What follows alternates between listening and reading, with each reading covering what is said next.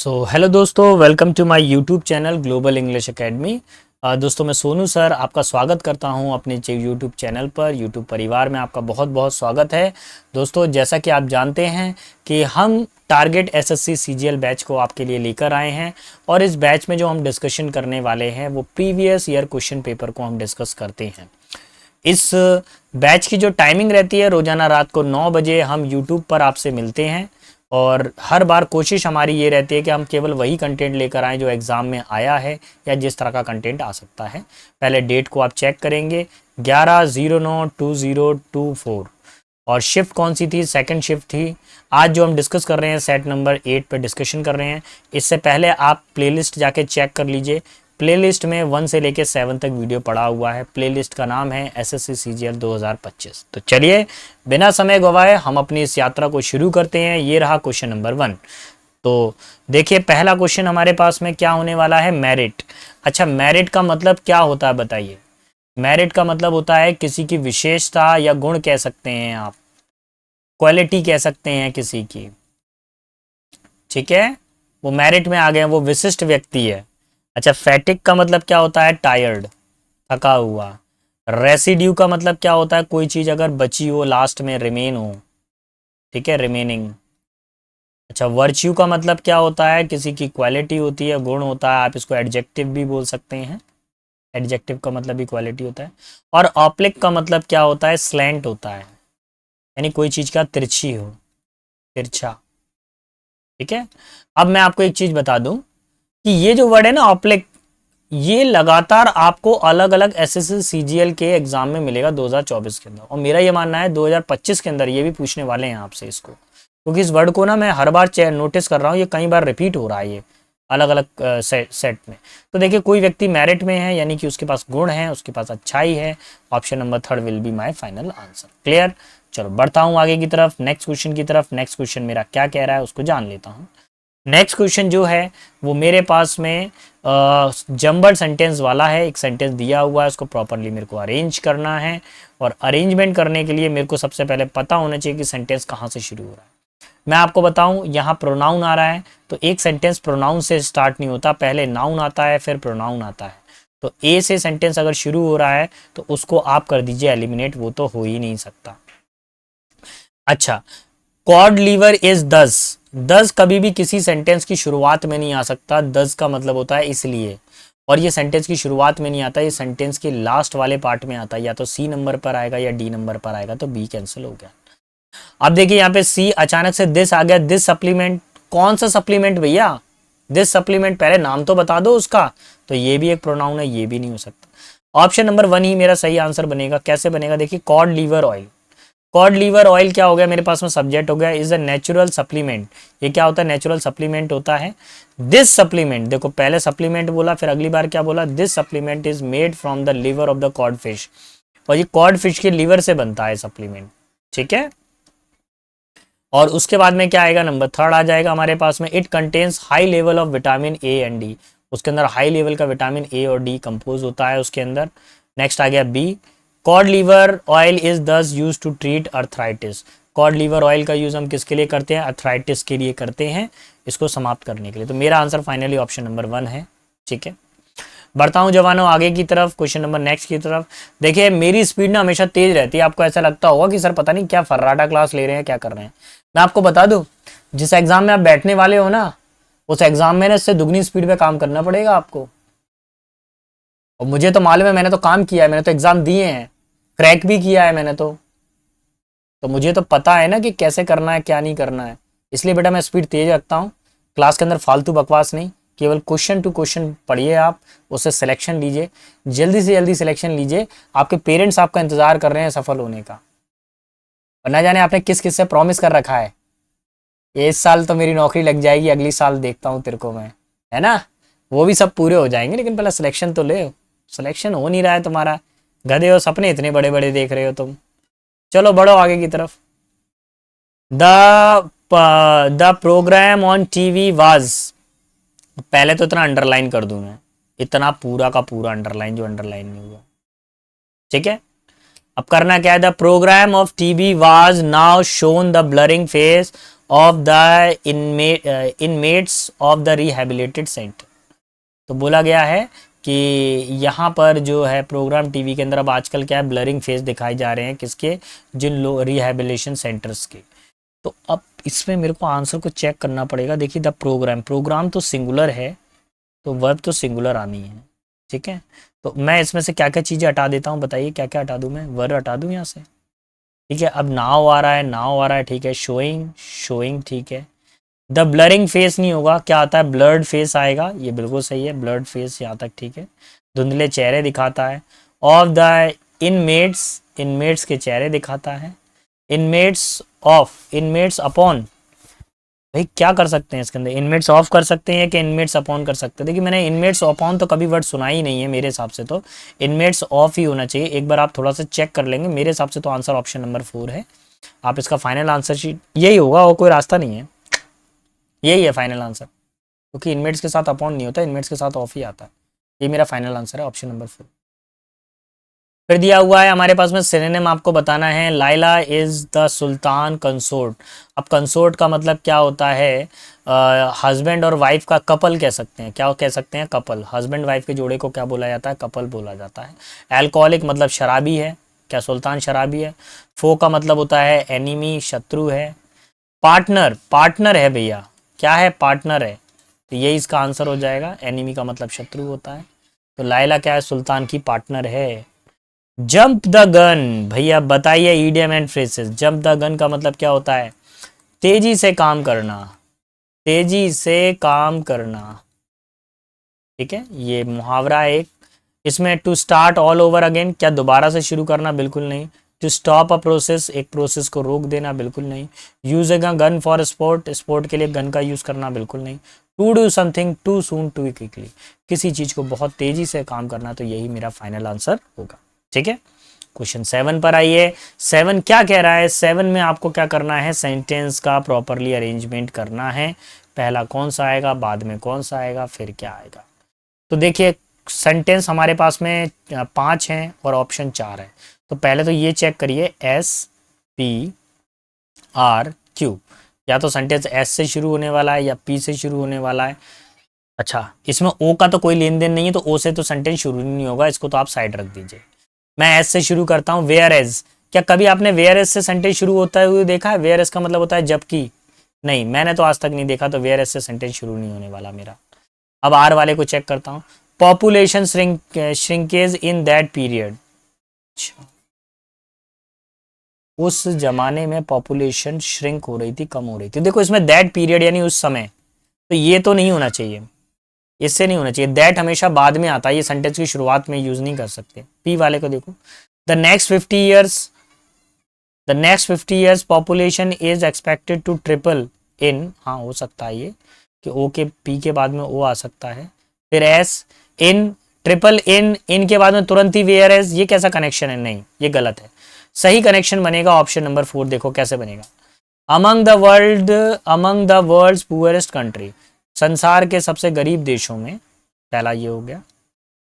Population is expected to triple, population क्या होने वाली है, 3 गुना होने वाली है। फिर आएगा पी, द नेक्स्ट 50 ईयर, अगले 50 सालों में।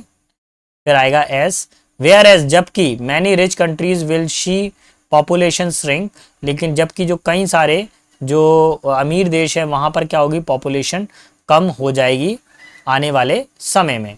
तो देखिए आजकल क्या है, 1 चाइल्ड पॉलिसी चल रहा है ना। भारत में 2 चाइल्ड पॉलिसी चल रहा है, लेकिन साउथ में अगर जाती है तो कुछ स्टेट ने क्या कर दिया, 1 चाइल्ड पॉलिसी कर दिया है। तो अगर रिच होना है आपको तो पॉपुलेशन को थोड़ा कम करना पड़ेगा, है ना। पॉपुलेशन भी इंक्रीज होते जाए और आप भी रिच होते जाए, ये तो नहीं होगा, है ना। चलिए अब आगे की तरफ बढ़ते हैं, क्वेश्चन नंबर 7 पर आते हैं। एंटोनिम्स आपको बताना है, पूरा सेंटेंस पढ़ने की जरूरत नहीं है, सीधा मेरे फाइल में से क्वेश्चन आ रहा है। जियो पैराडाइज का मतलब क्या होता है, जोखिम उठाना, जोखिम लेना, जोखिम का काम करना। तो सेफ गार्ड का मतलब क्या हो गया, प्रोटेक्ट है, आप सुरक्षित हैं किसी चीज में। अच्छा, जैप का मतलब क्या हो जाता है, जैप का मतलब होता है कि आपकी जो हंसी है, लाफ, हंसी। रिस्क का अभी मीनिंग क्या आ गया हमारे पास में, रिस्क का मतलब आपको पता है डेंजर या पैरल, ठीक है, खतरा, अच्छा पेरिल ये वर्ड आ गया, पेरिल का मतलब खतरा होता है। तो अभी क्या करना है, अगर आप जोखिम उठाते हैं तो अपनी लाइफ का क्या लेते हैं, रिस्क लेते हैं, तो यही हमारा आंसर हो जाएगा ऑप्शन नंबर। हाँ हाँ हाँ, क्या करना है मेरे को, अच्छा एंटेनिम बताना है बेटा। अपने शब्दों को मैं वापस लूंगा, ऑप्शन नंबर थर्ड इसका फाइनल आंसर नहीं है, अपने शब्दों को वापस लूंगा, मैं भावनाओं में बह गया था। Option number one will be my final answer. तो यहाँ पर मेरा भी एक नंबर कटता है भाई, 25 क्वेश्चन में आप लोगों के साथ कर रहा हूँ सॉल्व, मेरा भी एक नंबर कटता है, मेरे 24 ही नंबर रह गए हैं, है ना। आप लोग अपने कमेंट बॉक्स में करके बताना कितने क्वेश्चन कितने बनते हैं आपसे। Rahul thinks he is as smarter as his friend in the class. भैया एज के साथ में कौन सी डिग्री आती है, जल्दी बताइए। डिग्री वाले चैप्टर का गारंटेड एक क्वेश्चन हर सेट में देखने को मिल रहा है, तो डिग्री चैप्टर को तैयार कर लीजिएगा। एज के साथ में हमेशा पॉजिटिव डिग्री आती है, स्मार्टर कंपैरेटिव डिग्री है, इसको स्मार्ट बना दीजिए जो कि पॉजिटिव डिग्री बन गया। ठीक है, आया समझ में, तो आंसर क्या लगेगा, ऑप्शन नंबर 2। क्लियर। बढ़ता हूं आगे की तरफ, क्वेश्चन नंबर 9 पर।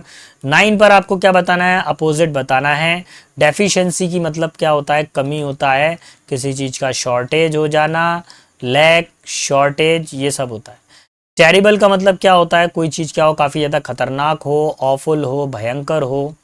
एम्पल का मतलब क्या होता है, कोई चीज बहुत ज्यादा अधिक हो, इनफ हो, प्लेंटी हो।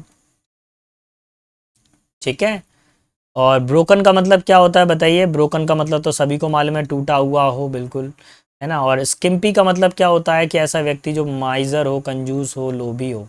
तो अभी देखिए कोई चीज़ बहुत ज़्यादा है, उसका अपोजिट क्या बनेगा, एम्पल बनेगा। अगेन मैं एक ही बात कहूँगा, जो पहले मैंने फाइल प्रोवाइड की थी वॉकैब की, उन्हीं में से ही डेटा आपको देखने को मिल रहा है, या आप लोग जाकर यूट्यूब पर भी मेरा लेक्चर पड़े हुए हैं, ईडियम एंड फ्रेसेस को चेक कर लीजिए और वन वर्ड सब्स्टिट्यूशन को चेक कर लीजिए।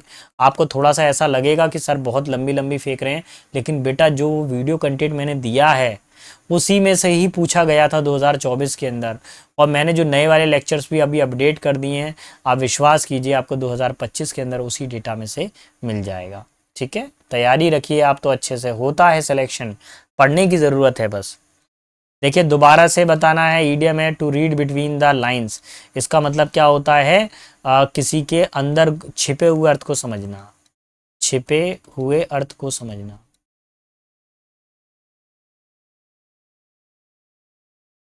छिपे हुए अर्थ को समझना। ठीक है।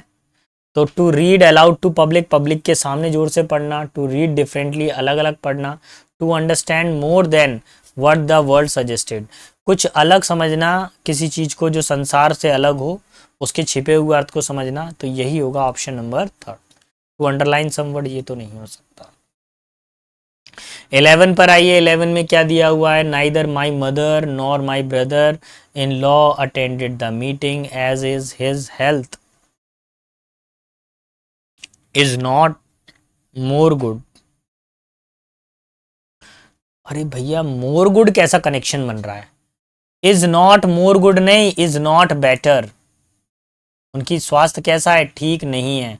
तो यही हमारा फाइनल आंसर है, ऑप्शन नंबर 2। क्लियर हुआ, कुछ समझ में आया आपको, यही हमारा आंसर होने वाला है, ऑप्शन नंबर। नेक्स्ट है question number 12। Two of the fugitives manage to remain free by the adeptly avoiding dash of police. देखिए दो फुगेटिव्स का मतलब क्या था, भगोड़े। दो भगोड़े क्या भाग गए हैं, यानी अपराधी भाग गए हैं। और वो क्यों भाग गए हैं, क्योंकि उन्होंने, जो पुलिस है, पुलिस ने ध्यान नहीं दिया, जिसकी वजह से क्या हो गए, वो अनदेखी में वो भाग गए हैं वहां से। ठीक है, तो चलिए बहुत ध्यान से, चलो एक मिनट देखता हूँ मैं। अच्छा फॉलोइंग का मतलब क्या होता है बताइए। फॉलोइंग का मतलब होता है कि मतलब किसी को पीछा करना। ठीक है। अच्छा रिप्रेशन का मतलब क्या होता है, किसी को दबाना, दमन करना किसी का। परसुएट का मतलब होता है चेज करना। डिस्कवर का मतलब होता है सर्च करना। तो मेरे हिसाब से क्या किया होगा, परसुएट किया होगा। पुलिस उनके पीछे दौड़ रही होगी और वो भाग गए होंगे इधर उधर, तो उनको परसुएट किया होगा, चेज किया होगा, यही इसका फाइनल आंसर होगा। ऑप्शन नंबर 13 पर आइए। इनकरेक्ट स्पेल्ट बताना है, गलत स्पेलिंग आपको बतानी है। तो शुरू हो जाइए, अंडरस्टैंडिंग की स्पेलिंग सही है, अवार्ड की स्पेलिंग सही है। ध्यान रखो कभी भी यहाँ पर कभी भी रिसीव, कभी भी सी वाला वर्ड आ जाए, क्या आ जाए, सी आ जाए, तो सी के बाद में ज़्यादातर क्या आता है, आई ई आता है, इसलिए रिसीव्ड की जो स्पेलिंग है वो गलत है। अगर कभी भी साक, इसका जो सी है, सी की आवाज़ कैसी आ जाए, सा के जैसे समान आ जाए, तो हम किसका यूज़ करेंगे, रिसीव्ड का यूज़ करेंगे। परफॉर्मेंस का यूज़ नहीं होगा, ये परफॉर्मेंस सही वर्ड है, हमारा जो सही आंसर लगेगा ऑप्शन नंबर 3। गलत वाला बताना था ना, तो गलत तो रिसीव्ड की स्पेलिंग है, ये मैंने सही लिख दी है, ठीक है। चल क्वेश्चन 14 पर आता हूँ जवानों। अब मेरे को क्या बताना है, एक्टिव वॉइस बताना है, तो शुरू हो जाइए। एक्टिव वॉइस में आती है वर्ब की सेकंड फॉर्म, और पैसिव वॉइस में आता है वाज या वर, और फिर आती है थर्ड फॉर्म। तो अगर आप देखेंगे बेटा, यहाँ पे वाज आ रहा है, यहाँ पे थर्ड फॉर्म आ रही है, तो मुझे किस में कन्वर्ट करना है, सेकंड फॉर्म में कन्वर्ट करना है, पैसिव वॉइस में। क्वेश्चन दिया गया है, मैं शुरू हो जाऊंगा। यहाँ पे इज रिपेयरिंग है, गलत है। यहाँ केवल रिपेयर्स आ रहा है, गलत है।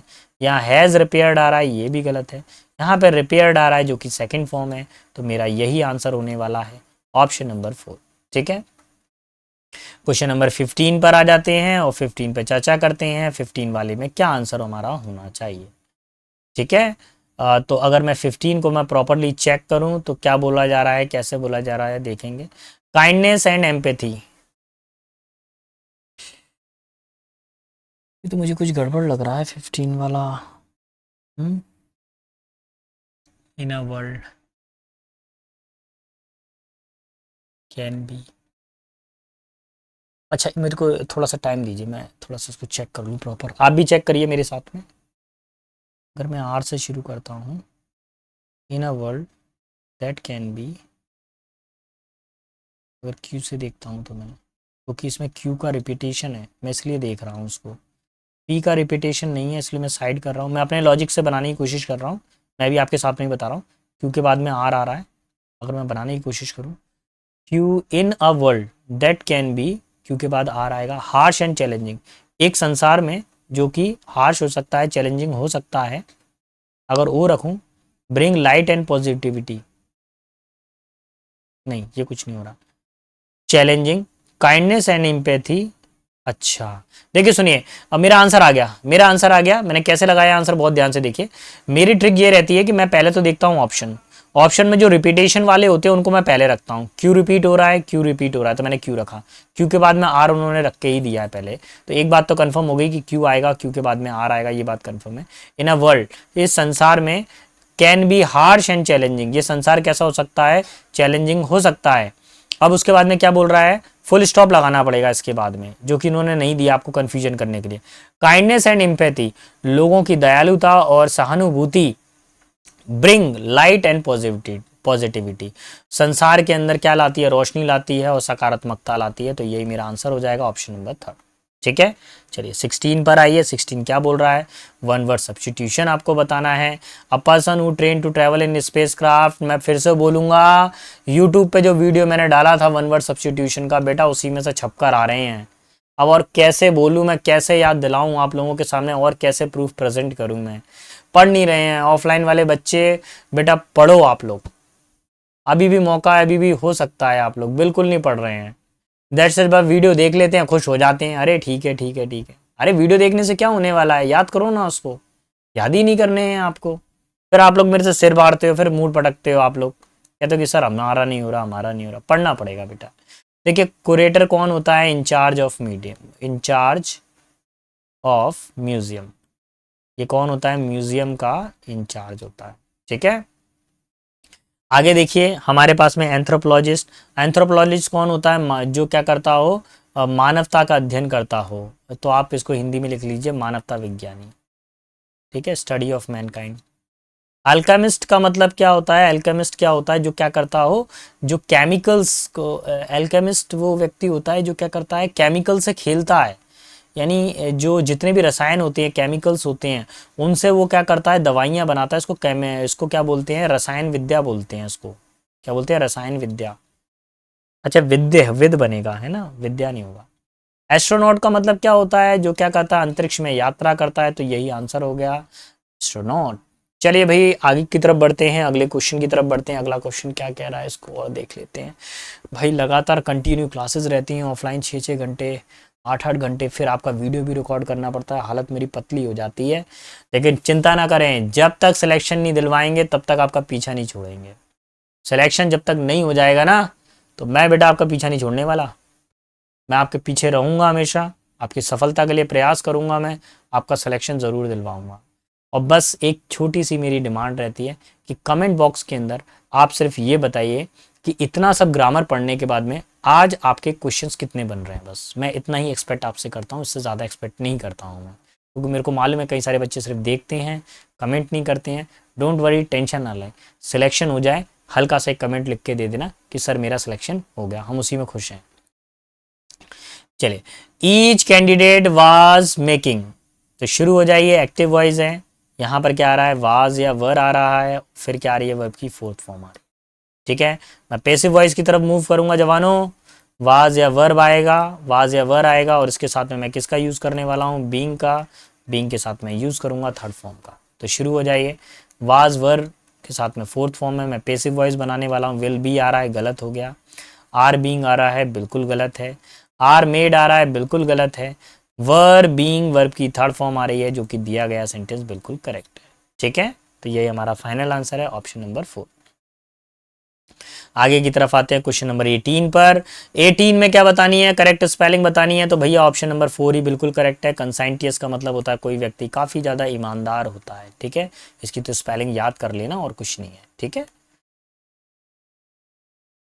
चलिए क्वेश्चन नंबर 19 पर आ जाते हैं। जॉवियल, अच्छा जॉवियल का मतलब क्या होता है बताइए, कैसा व्यक्ति होगा जो काफी ज्यादा खुश रहता हो, है ना, हंसमुख टाइप का व्यक्ति हो, उसको हम क्या बोलते हैं, जॉवियल बोलते हैं। तो उसको आप बोल सकते हैं हैप्पी या ग्लैड बोल सकते हैं। अच्छा, प्रोफेन का मतलब क्या होता है बताइए, किसी चीज में मिलावट कर देते हैं, इम्प्योर। सोलमिनिटी का मतलब क्या होता है, कोई व्यक्ति काफी ज्यादा सीरियस हो और अकेले में रहता हो, तो सीरियसनेस हो जाएगा। मिजरेबल, क्या लिखा हुआ, मिजरेबल, मिजरेबल का मतलब क्या होता है कि काफ़ी कोई व्यक्ति क्या सैड हो। और चेयरफुल का मतलब होता है ग्लैड, खुश हो व्यक्ति। सिनोनिम बताना है, तो हमारा आंसर हो जाएगा ऑप्शन नंबर 4।